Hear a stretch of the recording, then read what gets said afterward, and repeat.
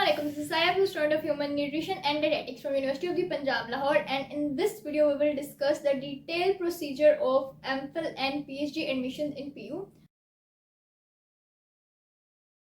Obviously MPhil, MS, MSc, तो ये सारा प्रोसीजर हम डिटेल में डिस्कस करेंगे. BS हम पहले डिस्कस कर चुके हैं, तो काफ़ी कमेंट्स आए थे कि MPhil PhD के क्लासेस कब स्टार्ट हो रही हैं या उनके एडमिशन्स का क्या सीन है, तो वो सारा हम इस वीडियो में कवर करेंगे. So let's begin.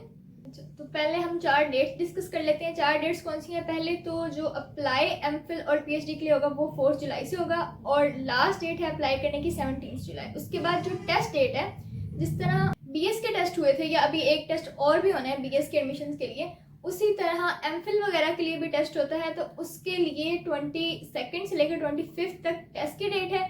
इनके दरमियान टेस्ट वगैरह होंगे और उसके अलावा जो इंटरव्यूज़ हैं वो अगस्त में जाके होंगे 4 to 8 अगस्त तक. BS में इंटरव्यू नहीं होता, लेकिन PU में MPhil और PhD के लिए इंटरव्यू होता है.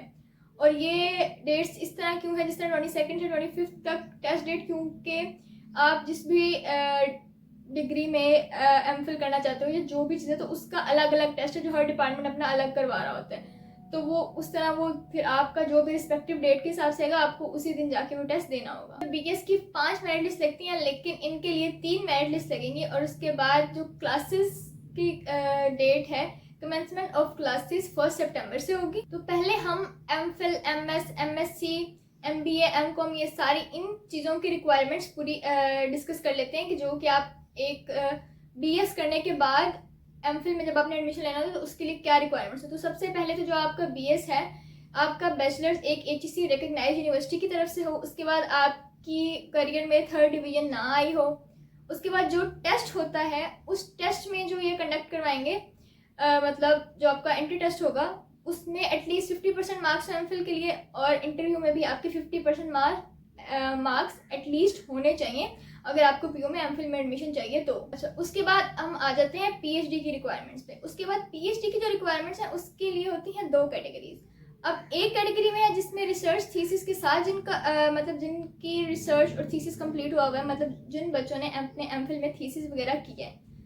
तो मतलब एक वो है जिनका ये सब कुछ इंक्लूड है, और एक वो बच्चे होते हैं जिनका थीसिस के बगैर होता है MPhil. लाइक वो सिर्फ कोर्स वर्क करते हैं या इस तरह करके जो भी चीज़ थी कि सुपरवाइजर नहीं था, रिसोर्सेज नहीं थे, कुछ भी नहीं था, या कोई भी हो सकता है. तो वो 2 कैटेगरीज हैं. अब जो जिन बच्चों का तो थीसिस है उसके लिए तो क्या इसके लिए तो सिंपल है कि आपके 3 आउट मतलब 4 में से 3 CGPA होना चाहिए. अगर आपका सेमेस्टर सिस्टम है, अगर एनुअल सिस्टम है, तो एटलीस्ट 60% मार्क्स होने चाहिए.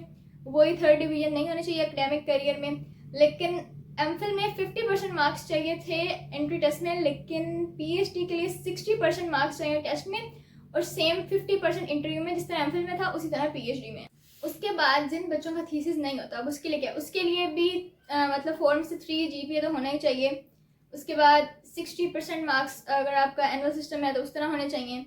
और जिन बच्चों का मतलब थीसिस नहीं होता, तो फिर उसके इक्विवेलेंस, उसकी डेफिशिएंसी पूरी करने के लिए मतलब आपके क्रेडिट आवर्स होने चाहिए. उसके बाद अगर आपका CGPA 3 से लो है तो आप कुछ एडिशनल कोर्सेज लग सकते हैं, लाइक जिसमें 9 to 12 क्रेडिट आवर्स जो कंप्लीट कर रहा है उसको लेवल 7 बोलते हैं. लेवल 7 क्या होता है? वो बेसिकली MS के बाद जो कोर्सेज होते हैं एडिशनल कोर्सेज, या आप उसको पोस्ट ग्रेजुएट लेवल कोर्सेज भी कह सकते हैं. उसके बाद आप कुछ एडिशनल कोर्सेज करते हो कि जो आपको, जिसमें आप वेरियस कोर्सेज करते हो, जिसमें वो 3 to 4 क्रेडिट आवर का एक कोर्स होगा तो आप वो करते हो, तो जिससे आप वो 9 to 12 क्रेडिट आवर्स का वो एक पूरा करते हो, अपनी डेफिशिएंसी को अकोमोडेट करते हो.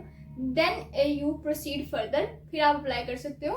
बाकी test pattern for admission test ये है कि GRE subject type test conduct करवाएगा PU, और उसमें आपके MPhil में 50% पासिंग मार्क्स होने चाहिए और PhD के लिए 60% होने चाहिए. आपका रिजल्ट नहीं आया और आप अप्लाई कर रहे हो, तो आप फिर अप्लाई करते हो वहाँ पे अवेटिंग रिजल्ट्स पे क्लिक करेंगे वेबसाइट पे, और फिर आप प्रोसीड करेंगे. उसके बाद जो एडमिशन प्रोसेस है वो कंप्लीट वेरिफिकेशन ऑफ डॉक्यूमेंट्स के बाद ही होगा. तो अपने डॉक्यूमेंट्स कंप्लीट रखने हैं, और इंटरव्यू में जब बुलाया जाए तो इंटरव्यू में अपेयर होना है. और उसके बाद ये अप्लाई करने के लिए चलाना आपको 2000 का निकलेगा. और अगर कोई फॉरेन से अप्लाई करना चाहते हैं PU में, तो फॉरेन कैंडिडेट्स अपना NOC सबमिट करवाएंगे फ्रॉम HEC. अब NOC क्या होता है? NOC मैं बता देती हूँ क्या होता है. NOC होता है नो ऑब्जेक्शन सर्टिफिकेट. ये एक फॉर्मल डॉक्यूमेंट होता है. और ये कौन कौन लोग सबमिट कराते हैं? एक तो जो गवर्नमेंट या प्राइवेट जॉब होल्डर्स होते हैं जिनको एमफिल में एडमिशन चाहिए होता है या एमएससी में या किसी भी चीज़ में, मतलब जो जॉब कर रहे होते हैं एक तो उनको, और उसके अलावा जो फॉरेन कैंडिडेट्स होते हैं जिनको यहाँ पे आना था तो उनके लिए एनओसी रिक्वायर्ड होता है। ये जॉब होल्डर्स जो जॉब कर रहे हैं उनको भी एनओसी सबमिट करवाना पड़ेगा और ये कंफर्म करता है that you are allowed to study by your institution और गवर्नमेंट। इंश्योर करते हैं कि आपकी डिग्री या जो आपके लीगल डॉक्यूमेंट्स हैं, जो आपके डॉक्यूमेंट्स हैं फॉरेन डॉक्यूमेंट्स, वो लीगली एक्सेप्टेबल। डॉक्यूमेंट्स क्या चाहिए होंगे आपको? जो ऑनलाइन आपने फॉर्म सबमिट किया है वो, और बाकी स्कैन आपके एकेडमिक डॉक्यूमेंट्स, आपका एनआईसी, अगर आपका रिजल्ट डिक्लेयर हुआ है तो वो उसकी ओरिजिनल कॉपी, वरना अवेटिंग रिजल्ट पे आपने वो करना है। और उसके अलावा आपके एडमिशन टेस्ट स्लिप और बाकी जो डिपार्टमेंट वाइज वो आपके इंटरव्यू वगैरह की डेट वो पोस्ट वगैरह हो जाएंगी वेबसाइट पे। इंपॉर्टेंट रिमाइंडर्स क्या हैं? जो इनकम्प्लीट और लेट एप्लीकेशन है उनको कंसीडर नहीं किया जाएगा, तो आपने सही तरह एडमिशन फॉर्म फिल करना है, इनकम्प्लीट ना हो, और विद इन डेट्स आपने वो सबमिट करवा देना है। उसके बाद जो रूल्स हैं, वैलिड क्राइटेरिया है और जो पॉलिसीज़ हैं वो पीयू और एचईसी की गाइडलाइंस को फॉलो करेंगी। और उसके बाद मज़ीद आपने फर्दर कोई इन्फॉर्मेशन लेनी है तो आप पोर्टल को, एडमिशन पोर्टल को बार बार चेक करते रहें और अपने डिपार्टमेंट के पेजेस को देखते रहें। बाकी that was it for today's video. Hope you like this video. If this video was helpful give this video a thumbs up. Share करें उनके साथ जो अभी एमफिल या पीएचडी में एडमिशन लेना चाह रहे हैं, वो भी पंजाब यूनिवर्सिटी में। बाकी thank you so much. We have a target 2000 subscribers, make it possible as fast as you can. ना ख्याल रखें। Thank you so much. अल्लाह हाफ़िज़।